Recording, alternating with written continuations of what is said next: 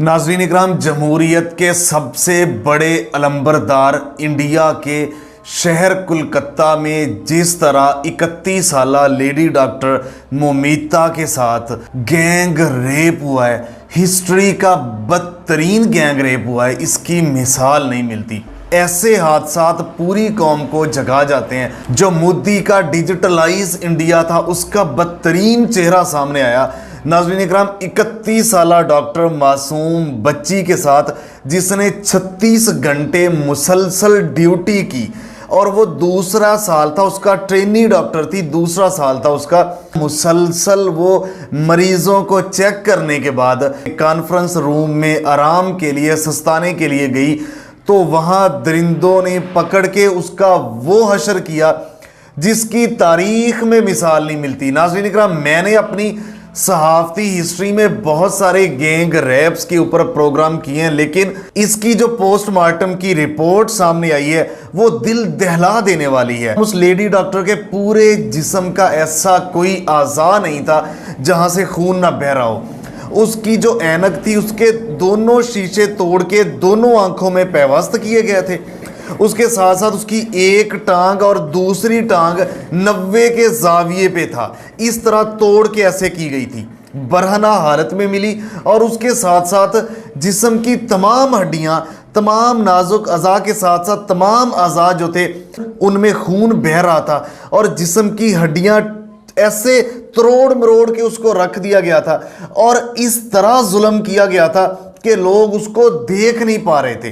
नाज़रीन इकराम, ये बदतरीन जुल्म है, इसके ऊपर सबको आवाज़ उठानी चाहिए। ये पोस्टमार्टम की रिपोर्ट मैंने देखी तो वो उसको ना इंसान पढ़ सकता है ना देख सकता है।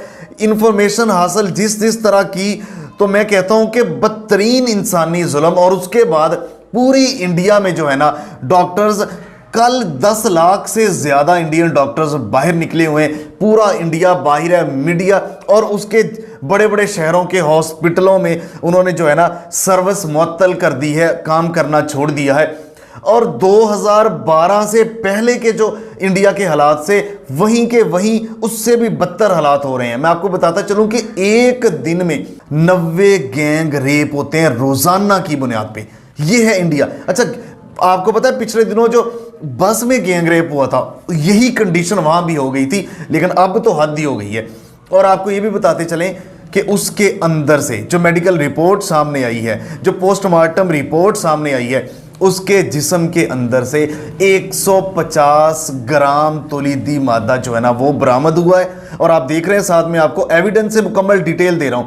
150 ग्राम तौलीदी मादा जो है ना उसके अंदर से वो कलेक्ट हुआ है। और एक इंसान के अंदर तौलीदी मादा जो होता है, सेक्स के बाद जो मादे का अखराज होता है वो 15 ग्राम होता है। ये डॉक्टर्स कह रहे हैं 15 ग्राम होता है। और 15 को मल्टीप्लाई करें 150 से, 150 तो निकला है, ज़ाया भी हुआ होगा, यानी 10 से 15 दरिंदे थे जो पूरी रात या जितना भी वक्फा उनको मिला वो दरिंदगी करते रहे, नोचते रहे और जुल्म करते रहे। जिस्म के ऊपर निशानात, एक एक जगह की हड्डियां, बाजू की हड्डियां तोड़ी, जिस्म के मांस को नोचा गया था, आंखों के अंदर शीशे जो है ना दिए गए थे उसकी ऐनक के, और जिस्म तोड़ मरोड़ के 90 की जाविये से वो पड़ी हुई थी। ये हशर किया वहां पे डॉक्टर मोमिता का।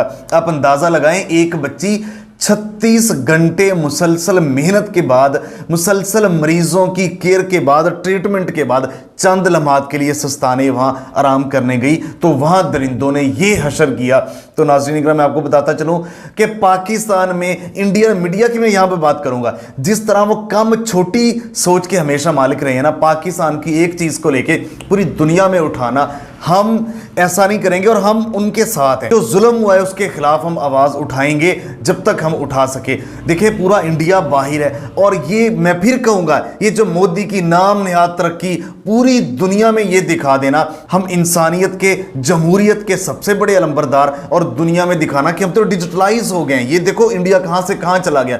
इस वाक्य ने इंडिया के बदनुमा चेहरे के ऊपर एक दफा फिर कालक मसल के रख दिया और सामने दिखा दिया है कि उनकी सोच, देखिए बहुत अच्छे लोग भी हैं, लेकिन इस केस को इंडियन गवर्नमेंट को चाहिए, इंडियन सोसाइटीज को चाहिए, मीडिया को चाहिए, डॉक्टर्स को चाहिए कि टेस्ट केस बनाएं ताकि इस तरह की दरिंदगी और वाकया दोबारा ना हो सके।